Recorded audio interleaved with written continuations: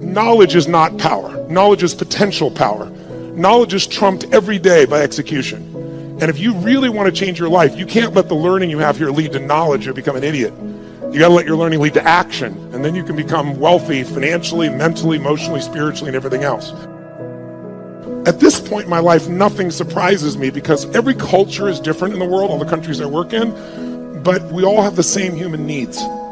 And so I hope I don't make any faux pas. I've been coming here for 25 years, so I think I probably won't make too many of them while I'm here. But I hope you know they won't be out of disrespect. But I really give a damn more than culture. I care more about the individual. It's because I've been obsessed with a question for most of my life, and the question really is, what makes the difference in people's lives?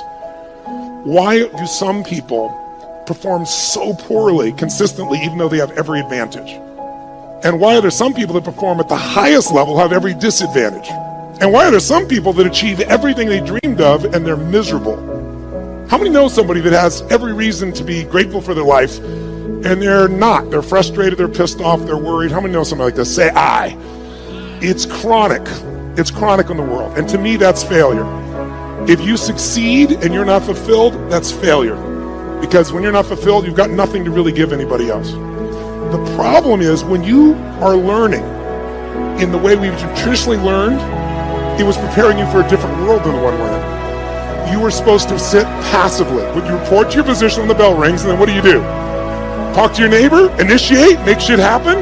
No, what are you supposed to do? Sit down and what, guys? What are you supposed to do? Shut up. Don't talk to you. Today, if you're in business and you don't talk to your neighbor, you're out of business. Who's with me here? Say I. If you wait for someone to tell you what to do in business, it's over. Your competition has taken you. So we live in a different world, and here's the problem. You're still learning the way you were taught to learn. So right now, you're all being very nice to me. I have no complaint. You're being very sweet, but you're sitting in a passive state. And let me explain why that's difficult. Who's ever done this? How many of you have ever gone to an environment where you learned something? Could be a university environment, could have been a business environment, could have been a seminar, and you learned something you truly thought was extremely useful. It wasn't somebody selling you. You're like, this is good stuff. This will change my business. This will change my life. And you were excited about it. And then you went home and you never actually applied a frickin' thing that you learned. Who's ever done this before? Raise your hand and shout, I. Who's done this more than once? Say, I. Who still feels intelligent? Say, I. You're confused. Now, I've done the same thing in the past, and I have to figure out what's the problem here. How could I be this devoted, dedicated guy, commit my money, my time, my energy, go to these events, work my tail off, take lots of notes, and then not apply it? And it's because I was learning in a passive state. Because when you're sitting like you're sitting right now, there's nothing wrong with it, but you will not, how much will you remember? If I asked you, where were you on 9/11, and you're not even Americans, how many can remember the moment when you heard about those planes crashing in the building? You could see where you were, you could remember, raise your hand if you could remember every detail. Wow. Tell me where you were on 8/11. You know why? Information without emotion is rarely maintained. If there's enough emotion, if on 8/11 you met a special person in a special place and had a special experience, you might remember that because there's a different level of emotion. So one of the things we want to do is when you're learning in the traditional sense, there's not enough emotion in your nervous system. There's not even enough emotion, there's not enough energy. If there's one thing we have to be successful, I'm wasting my time and I'd be wasting yours if all we do is continue to talk this way. The reason is it might be interesting. As we go through some of the strategies, you'll probably be excited, write them down. But in this level of energy, here's what happens. Whatever state you're in when you're learning, it gets linked to what you're learning.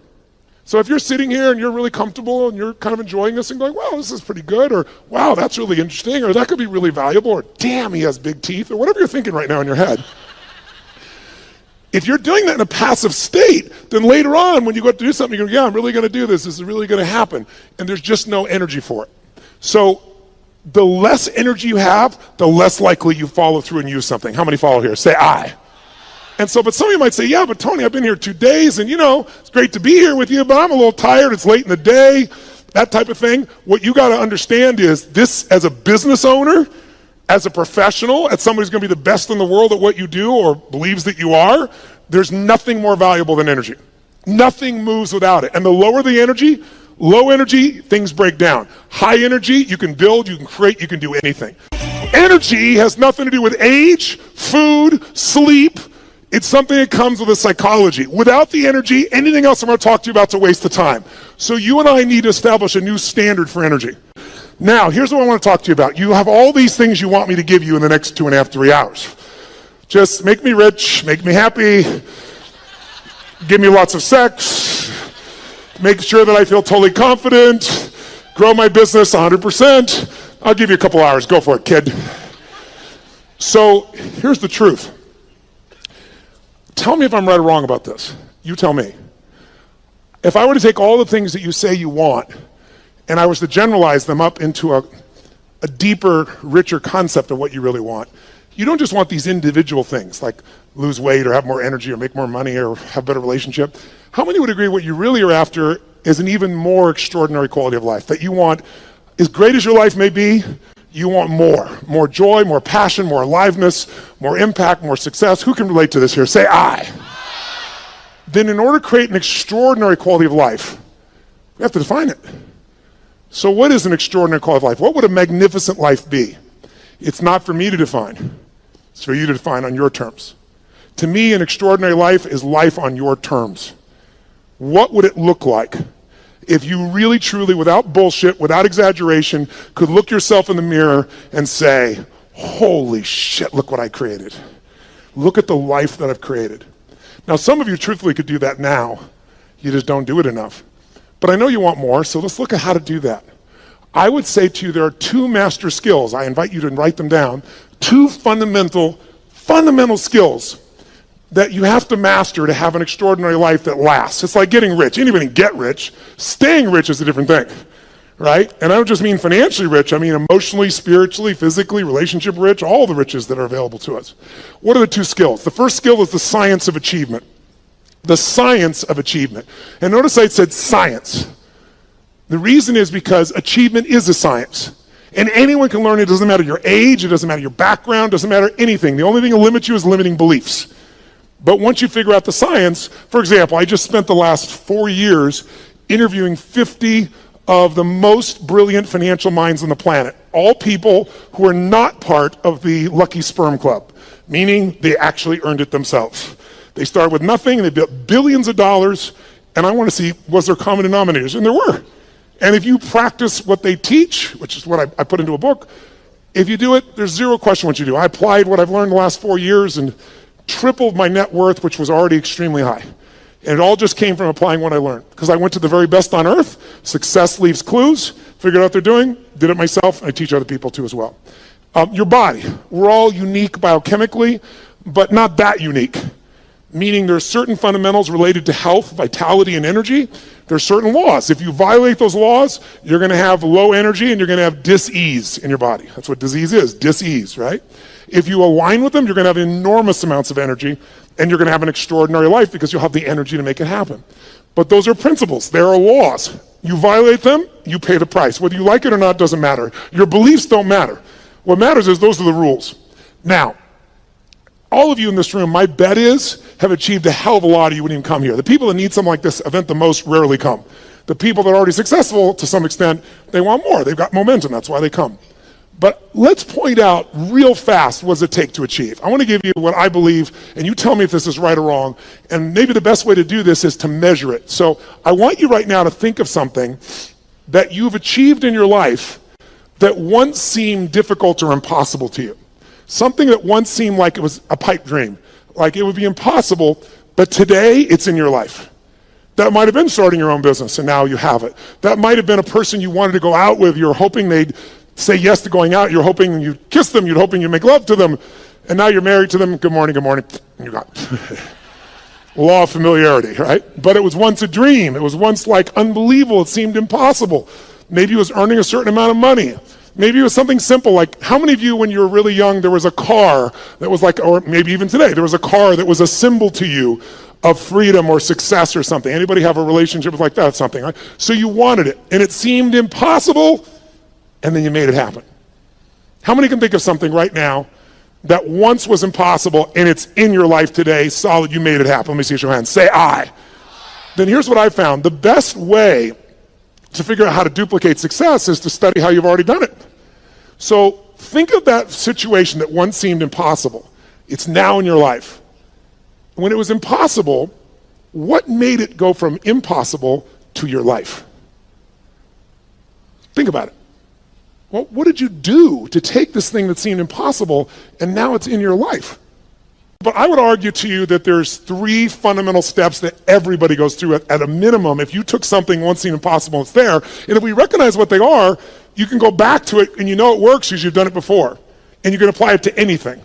And I've applied it most of my life. And by simplifying it, whenever I really want to achieve something, I come back to these 3 steps and I make it happen. So the first step is, tell me if this is true for you. You became obsessed by it. This thing you wanted, you didn't just want it, your hunger for it got stronger. Your desire for it got stronger. She's smiling, yes. Was it him? Good, I like that. Lucky man, right?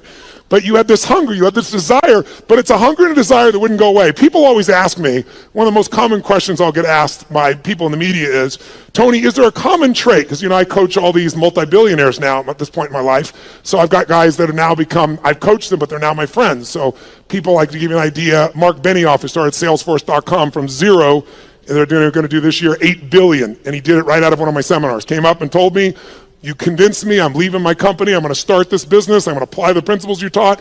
He said, it's called Salesforce.com, I'm leaving Oracle, we're going to do $100 million. He thought that was big. Now they're doing $8 billion. But I'm coaching these people. Or to give you an idea, Sir Richard Branson. Richard's a good friend of mine. 400 companies he has. He's just, and you say, what do these people have in common? A Steve Forbes, what do they all have in common? What they have in common is hunger. A hunger that doesn't go away. Most people are hungry because things are uncomfortable, they don't like how it is, and they go to try to fix it, or they lose weight to get in a bikini for a month or whatever it is, but the hunger doesn't last. The people that are most successful on the face of the earth, I think intelligence is one of the most valuable things a human being can have and develop. But how many of you know somebody who's incredibly smart and can't fight their way out of a paper bag, right? So intelligence is not enough. What's going to make you maximize your ability is hunger. A hunger that doesn't go away. So in the area where you achieved, your hunger was sustained. You got hungry, you got desirous, but you didn't let it go. How many can relate to this when you think about this item, this situation? You were hungry, you were driven, and you wouldn't let it go. How many can relate to this? Say, I. And because you had that hunger, what did it do? It gave you the drive to do something, which is the second step. Once that hunger is strong enough, it'll pour you into action. So step 2 is you got to take massive what? Massive, write down, massive action is the cure-all. We all know it, but we forget it. People say, I don't know what to do. Here's what you do. Try anything. I don't know where to start. Throw up a rock, wherever it lands, start there. The next person goes by, go, I need to talk to you. You're the first person after the rock. Whatever it takes, you can get them going. But what people do is they think they have to know the answer. What they really got to do is get into action. But it's step 2 has 2 parts. Take massive action and effectively execute. Because if your goal was, let's say, to see a sunset, that's your whole goal, and your plan is you start taking action by running east looking for that sunset, I don't give a shit how positive you are.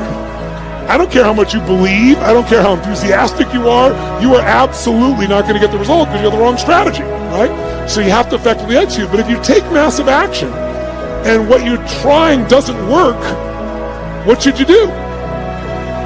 If you have this big goal and you're on fire for it and you're going to make it happen and then you try something that doesn't work, what should you do?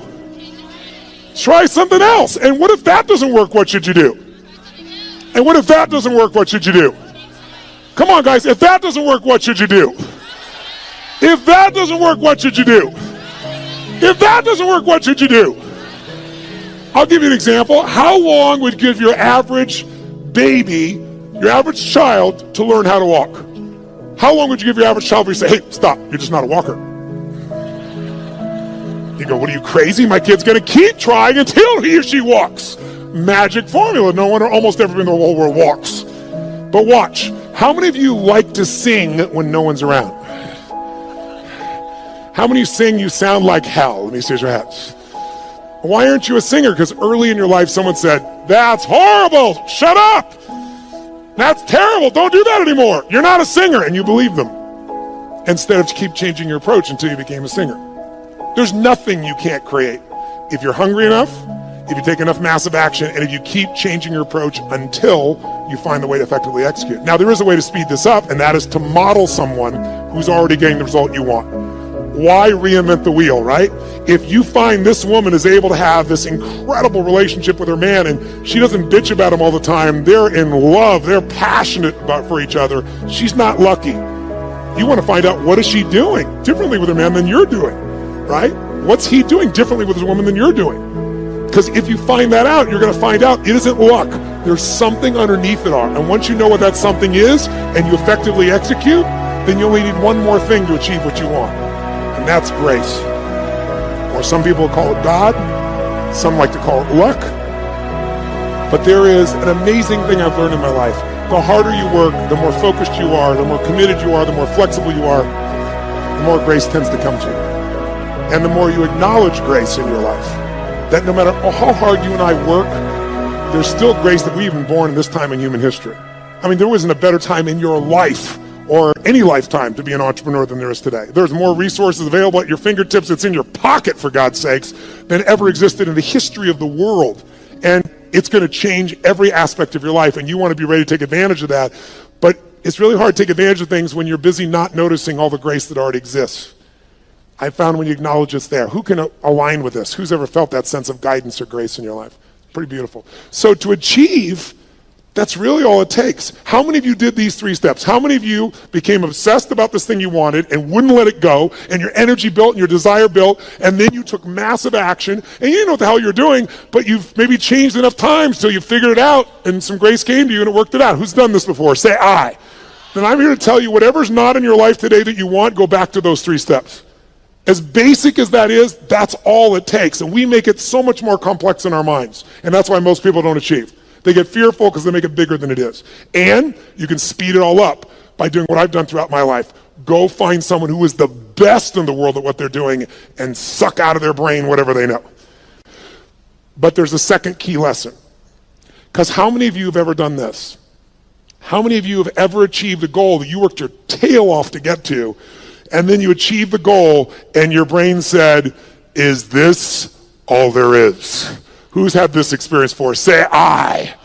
Isn't that a brutal experience? I'd rather fail because, if guys like you and I, ladies and gentlemen in this room, were to fail, you don't accept failure, right? You just get up and try something else. So failure is actually better because you could still succeed. When you succeed and you're not happy, now you're what I call technically screwed. That's demoralizing because you worked your guts out and you achieved it and you're still not fulfilled. So the second lesson, I believe, is even more important. And this lesson, if you can take it home tonight, I'm telling you, will change your life more than anything else I know. And I know it from 39 years of working with people, including myself. The second lesson is you must master the art of fulfillment. The art of fulfillment. And that sounds so basic, doesn't it? The art of fulfillment. But notice I didn't say the science of fulfillment. Why? It's not a science. You know why? Because what's going to fulfill you, my dear, you and you, even if you're dear friends or family, is not the same. Fulfillment's an art. If you want to know what fulfills people, look around this earth. You got to find what it is that will light you up.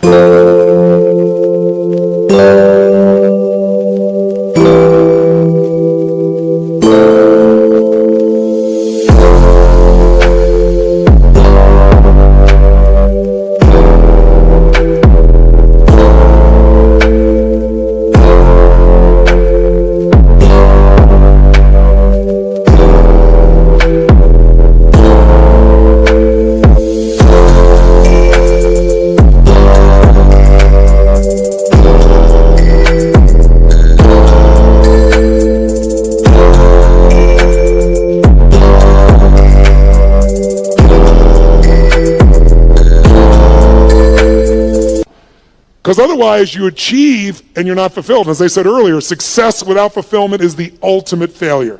You think that if you achieve, you're going to be happy. And I'm here to tell you, you got to happily achieve. And that sounds just like changing one word, but it's a different life.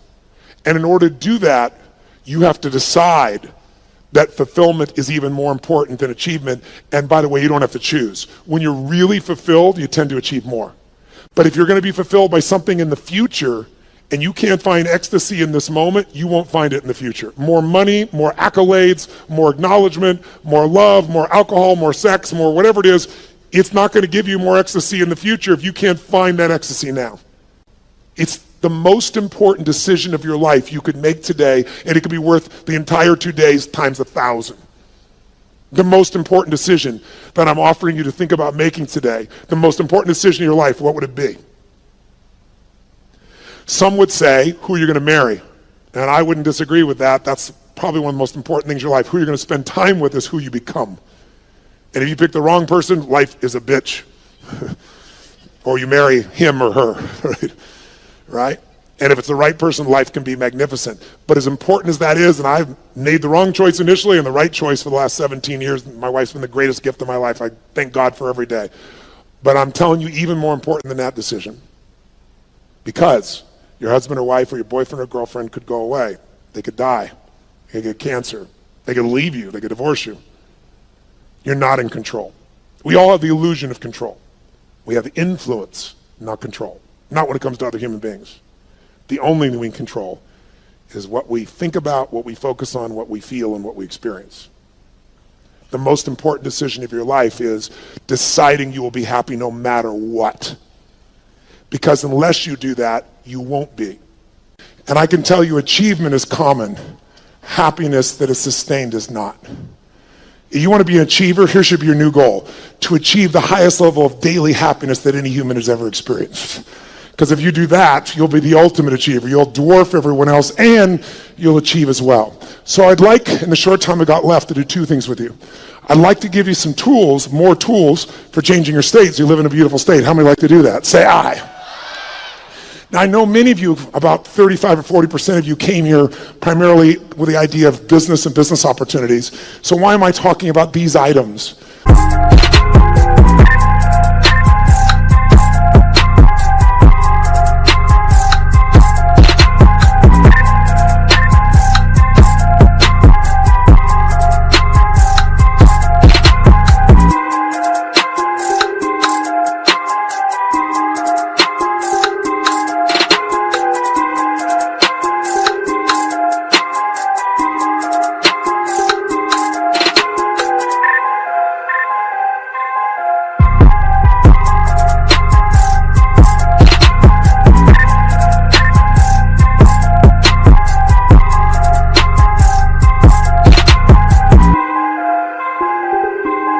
How many of you, your business is like an extension of your identity?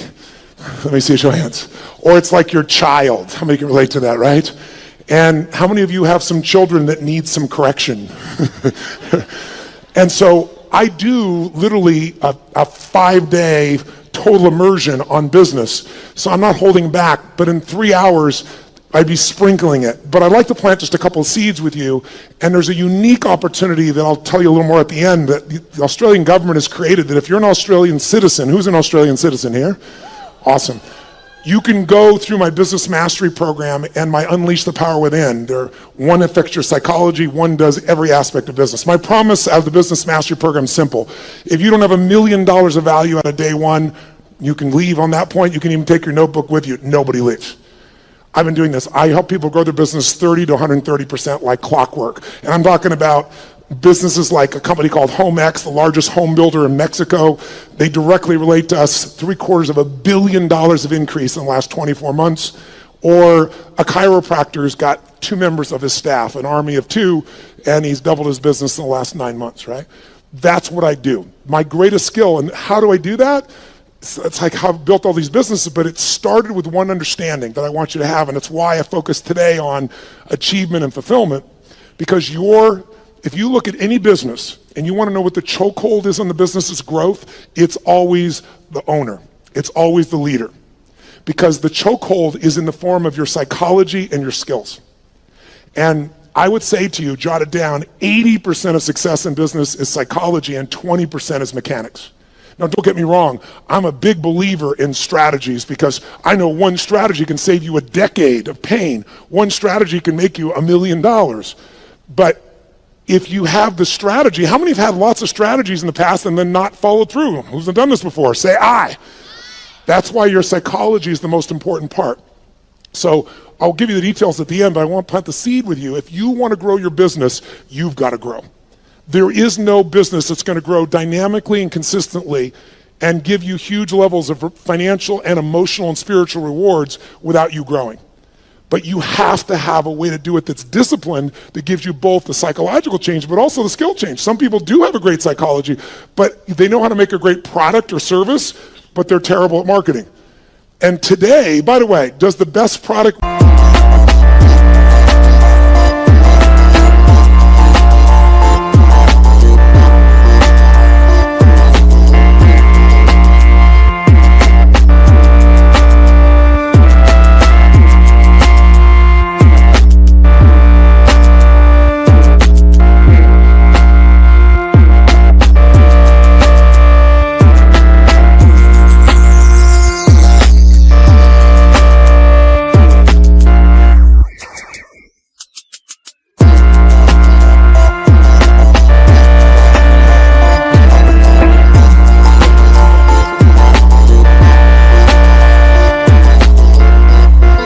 win in the world we live in today? Yes or no?